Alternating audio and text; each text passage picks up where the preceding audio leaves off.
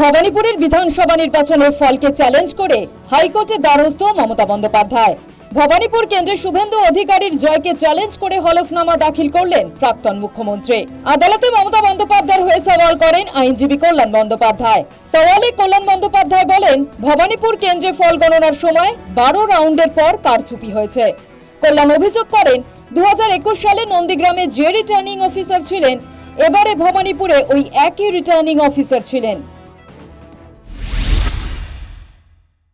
মমতা বন্দ্যোপাধ্যায় আজ এসেছিলেন, উনি ইলেকশন পিটিশন ফাইল করছেন, ইলেকশনটাকে চ্যালেঞ্জ করছেন যে যেভাবে ইলেকশন হয়েছে এভাবে যেখানে এবং ক্যান্ডিডেট মানে যিনি জিতেছেন তার ইলেকশনটা কত কী কী ইলিগ্যালিটিস আছে, সেই জন্য আজকে ইলেকশন পিটিশন অ্যাফার্ম করার জন্য এসেছিলেন।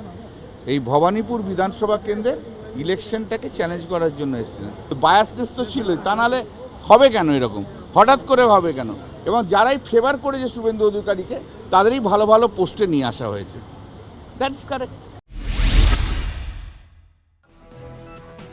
এবারের নির্বাচনে ভবানীপুর কেন্দ্রে শুভেন্দু অধিকারী 15,000-এরও বেশি ভোটে মমতা বন্দ্যোপাধ্যায়কে পরাজিত করেছেন।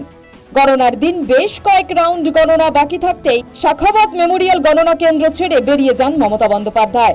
2021 সালে নন্দীগ্রাম কেন্দ্রেও মমতা বন্দ্যোপাধ্যায়কে পরাজিত করেন শুভেন্দু অধিকারী। ভোটের ফল মেনে নেওয়া উচিত, মামলার পর মন্তব্য বিরোধী দলনেতার। এই যে ডিনায়াল মোড, হেরে গিয়েও যদি আমি মনে করি আমি জিতেছি, এটাকে ইংরেজি ডিনায়াল মোড গণতন্ত্রের জন্য একেবারে স্বাস্থ্যকর নয়। মানুষ রায় দিয়েছেন, মানুষের রায় মাথা পেতে নিতে হবে, মাথা পেতেই মানুষের কাছে যেতে হবে। কারণ পার্লামেন্টারি ডেমোক্রেসিতে এটাই সিস্টেম হওয়া উচিত যে মানুষ যখন আমরা এটা মনে করি, আমাদের কালেকটিভ তো অন্তত এটা মনে করে, আমরা সবাই আলোচনা করেছি যে মানুষ যখন ভোট দেন, মানুষ যখন সমর্থন করেন, সেই সমর্থনের সবটুকু কৃতিত্ব মানুষের। আর মানুষ যখন মুখ ফিরিয়ে নেন, সেই সবটুকু দায় আমাদের। এবং আমি যদি সেই দায় মাথায় না নিয়ে উল্টে বলি যে আমি জিতিনি, আমি হারিনি, আমি জিতেছি, মানুষ সেটাকে ভালোভাবে নেয় না, আমি এটুকু বলতে পারি। ভোটের ফল প্রকাশের পর এর আগেও হাইকোর্টে গিয়েছিলেন মমতা বন্দ্যোপাধ্যায়। সেদিন ভোট পরবর্তী হিংসার অভিযোগ নিয়ে সওয়াল করেন। সেদিন আদালতে আইনজীবীদের একাংশ মমতাকে লক্ষ্য করে স্লোগান তোলেন।